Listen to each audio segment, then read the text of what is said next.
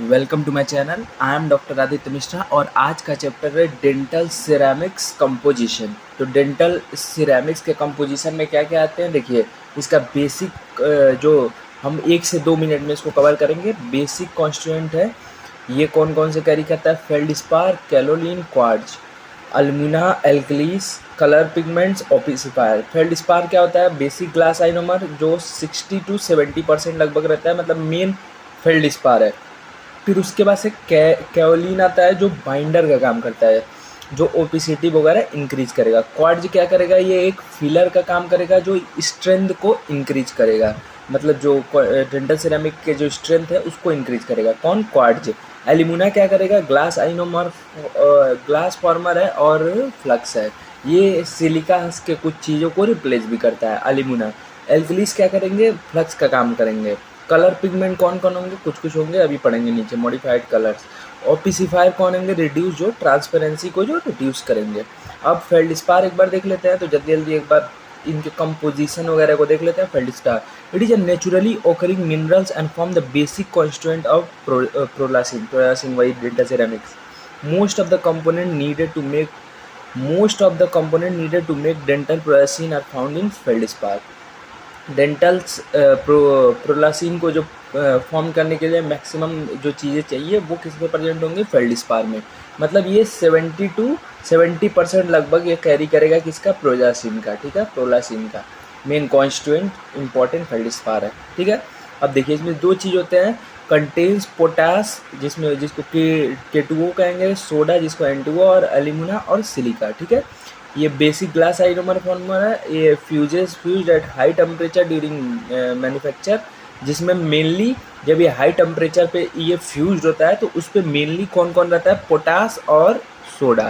ठीक है, ये याद रखिएगा, जब ये हाई टेम्परेचर पे फ्यूज होता है कौन, फेल्डस्पार, तो उसका मेन कॉन्स्टिट्यूएंट कौन होता है, पोटास और सोडा, पोटास या soda.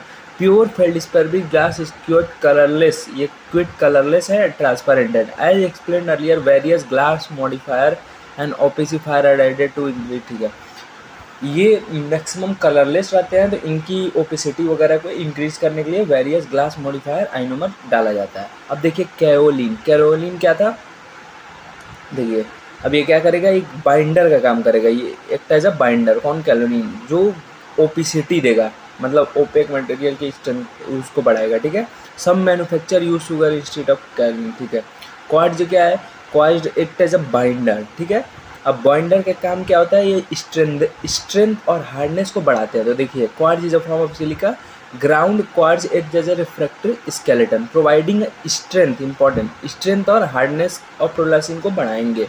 It remain relatively unchanged during and after the firing. अब देखिए एक एल्यूमिना आ गया, alumina oxide replaces some of the silica glass ionomers network. देखिए एल्यूमिना जो ऑक्साइड है वो सिलिका ग्लास आइनोमर सीमेंट को रिप्लेस करने में काम करेंगे। बोला था ना वहाँ पे, alumina glass farmer and flux का काम भी करता है और सिलिका को रिप्लेस भी करता है। ये क्या देगा, स्ट्रेंथ देगा और ओपेसिटी प्रोलासिन को। It alter softening point and increases the viscosity of porcelain. अब देखिए glass modifier, alkali such as sodium, potassium, calcium act as a glass modifier. तो कौन कौन एक्ट करते हैं, सोडियम, पोटेशियम और कैल्शियम, इनका मेन वो रहता है। Glass modifier lower the fusion temperature and increase the flow of porcelain during firing. ये क्या करते हैं, फ्यूजन टेम्परेचर को लोअर करते हैं और इंक्रीज फ्लो करते हैं, ताकि ये मान लीजिए टीथ है तो इसमें प्रोलासिन अच्छे से बैठ जाए। ठीक है, तो ये फ्यूजिंग को कम करेंगे और फ्लोएबिलिटी को बढ़ा देंगे। और क्या करें, it reduces the chemical durability of ceramics, ताकि वो जल्दी से टार्निश को रजन ना करे। It may cause the glass to crystallize. ठीक है, ओपिसिफायर का क्या होगा, सिंस प्योर फेल्डस्पार, हमने देखा था फेल्डस्पार जो प्योर होता है वो कलरलेस होता है, तो उसमें ओपिसिफायर, ग्लास आइनोमर, ये सारी चीज़ें डाली जाती हैं to increase opacity in order to increase the natural teeth, ताकि वो नेचुरल टीथ की तरह देखे। अगर ऐसे केवल फेल्डस्पार का कंपोनेंट लगा के अगर प्रोलासिन लगा देंगे तो वो क्या करेगा, टीथ को डार्क कर देगा, मतलब काला काला दिखने लगेगा। ये ओपिसिफायर उस नेचुरल टीथ मतलब जैसे दिखे उसको उसमें हेल्प करते हैं। अब colour modifier in addition to कुछ शेडेड है, जैसे देख लीजिए यहाँ पे, dental ceramic various oxide provide a variety of colour, जैसे titanium oxide yellow colour, nickel oxide brown, copper oxide green, magnesium और lavender, cobalt oxide blue. They are fused together with regular feldspar and then reground and blended to produce variety of color. तो देखिए हमने इसमें क्या सीखा, इसके कई component हैं किसके प्रोलासिन के, जिसमें इम्पोर्टेंट कंपोनेंट कौन है, फेल्डस्पार.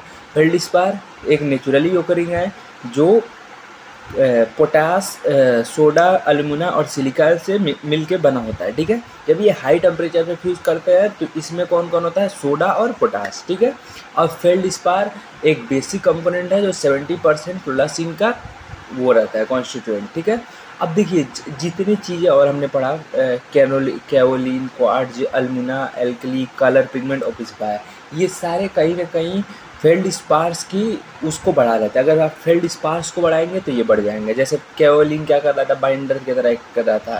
क्वार्ट्ज क्या कर रहा था, फिलर होके स्ट्रेंथ और हार्डनेस बढ़ा रहा था. यहाँ पे एल्यूमिना क्या कर रहा था, सिलिका को रिप्लेस कर रहा था. एल्कली क्या कर रहा था, ग्लास मॉडिफायर था, फ्लक्स का काम कर रहा था.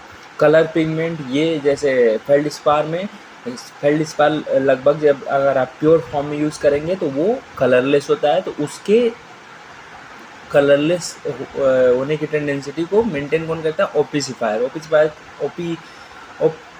ऑप्सिफायर क्या करता है, ये ताकि टीथ नेचुरल टीथ की तरह दिखे उसके तरह इसको डालता है, मतलब मेंटेन करता है. तो ठीक है गाइस, डेंटल सिरेमिक्स यही था. इसका बेसिक क्वेश्चन कौन कौन है, feldspar, kaolin, quartz, alumina, alkali, colour pigment and opacifier. तो होप करता हूँ आपको याद रहेगा. ये वाइवा वगैरह में और 10 नंबर के मार्क्स में आता है. तो आप मैक्सिमम कंपोजिशन अगर किसी चीज़ के लिख रहे हैं डेंटल मटेरियल में, तो आपको 10 में से 7, 8, 9 नंबर मिलने ही मिलने हैं, क्योंकि कंपोजिशन सारे चीज़ों की बहुत इंपॉर्टेंट है. तो thank you so much guys. आते हैं नेक्स्ट कंपोजिशन और नेक्स्ट चैप्टर को लेकर. Thank you so much.